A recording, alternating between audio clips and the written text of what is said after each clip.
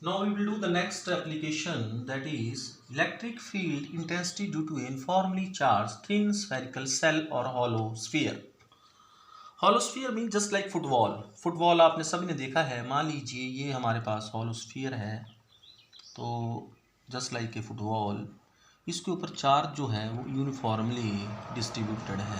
Charge is uniformly distributed on this hollow sphere. हमने electric field intensity find out करनी है इस hollow sphere के कारण. इलेक्ट्रिक फील्ड इंटेंसिटी हमने फाइंड आउट करनी है. तो मान लीजिए इस हॉलो स्फीयर का जो रेडियस है, radius of this hollow sphere that is equal to capital R. What is capital R? R is the radius of hollow. Hollow मतलब बीच में से खाली है ये हॉलो स्फीयर. तो इसके बीच में यहाँ पे इलेक्ट्रिक चार्ज नहीं होगा, यहाँ पे कोई चार्ज नहीं होगा, ओनली सरफेस के ऊपर होगा. इस तरह का स्फीयर है, तो स्फीयर के सरफेस के ऊपर क्या है? चार्ज है. तो R is the radius of the hollow sphere. Now यहाँ पे कुछ हमारे केसेस बनेंगे. Electric field intensity outside the sphere, on the sphere and inside the sphere. तो there are the three cases. Electric field intensity outside the sphere find out करनी है, electric field inside the sphere और on the sphere find out करनी है. मान लीजिए हमारे पास suppose Q is the charge, mean number first case electric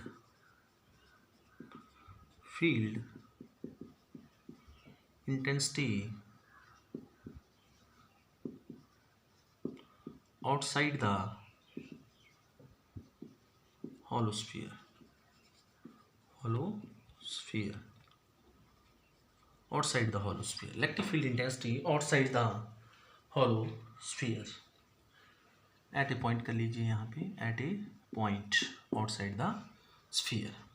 मान लीजिए हमने क्या किया कि यहाँ पे एक पॉइंट P ले लिया मान लीजिए, तो हमारा गॉसियन सरफेस पॉइंट P से गुजरता हुआ बनेगा. इस तरह से हमारा क्या बनेगा? This is our Gaussian surface.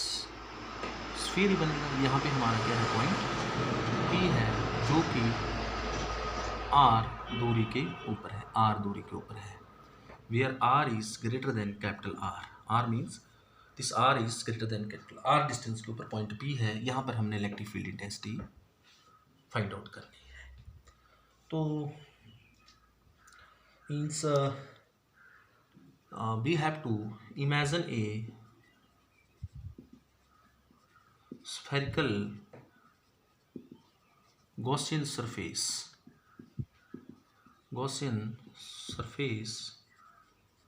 passing through point P. मान लीजिए यहाँ पे हमारा कोई स्मॉल एरिया है, तो यहाँ से इलेक्ट्रिक फील्ड इंटेंसिटी कैसे होगी? This is the electric field intensity. What about area vector? That is this the area vector. Both have the angle is equal to 0. Both have angle is equal to 0. तो we have a Gaussian surface. Imagine a spherical Gaussian surface passing through the point P having centre O. जिसका centre क्या है? O है. Now using Gauss theorem, यहाँ पे हम Gauss theorem use करेंगे. Using Gauss theorem, जब हम गॉस थ्योरम यूज करेंगे यहाँ पे, तो हमारी गॉस थ्योरम क्या है? E dot ds is equal to Q upon epsilon naught surface integration. This is our Gauss theorem. This is our Gauss theorem means E ds cos theta is equal to Q upon epsilon naught. What is theta here? Theta is equal to 0 degree, means angle between E and ds vector, that is equal to 0. See, this is equal to 0. You can take here also point P, you can take here point P, here point P. Everywhere the electric field intensity remains same because this is the Gaussian surface. If we take point P here, then what will we got? This is the electric field intensity, this is the area vector. So what we get here, everywhere the electric field intensity remains same because this is the Gaussian surface. आपको पता है Gaussian surface क्या होता है? जिसके हर point के ऊपर electric field intensity क्या होती है? सेम होती है. तो यहाँ से हमारे पास क्या जाएगा? Surface integral E ds cos 0 is equal to q upon epsilon naught.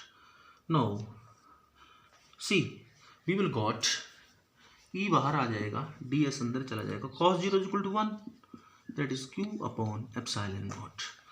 E into what is closed integral of ds, that is surface integral, that is 4 pi r square. So E into 4 pi r square, that is q upon epsilon naught. What is E equal to 1 upon 4 pi epsilon naught q upon r square.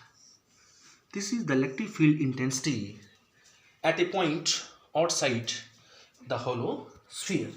This is the electric field intensity at a point outside the hollow sphere. What is this called? This is the Gaussian surface. This is the electric field intensity due to a hollow sphere. Means if you see this is the electric field intensity due to a point charge, it means कि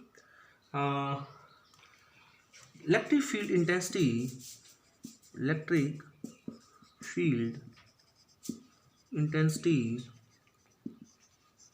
due to uniformly charged hollow sphere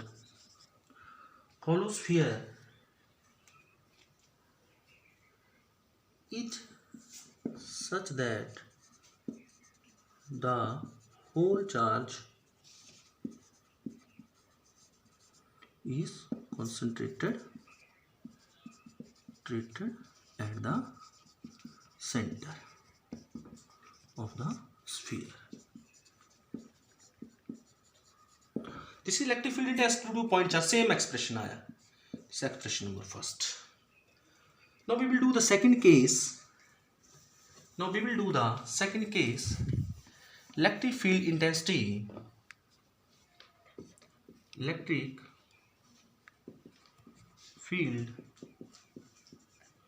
intensity at a point on the surface of the sphere.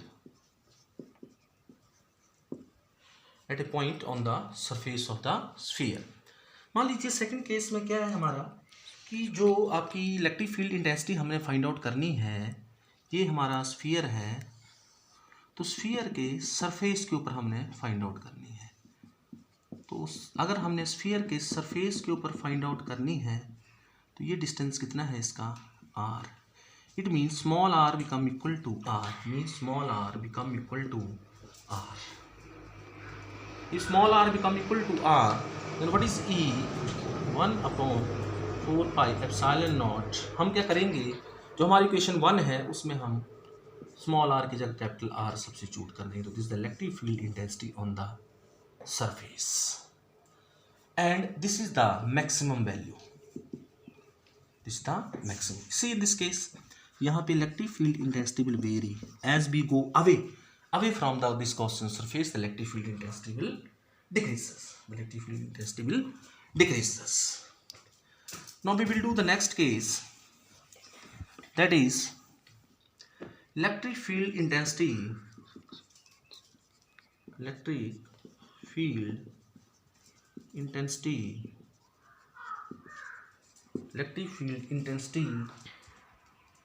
at a point inside the shell, भी बोलते हैं हम इसको shell, inside the shell.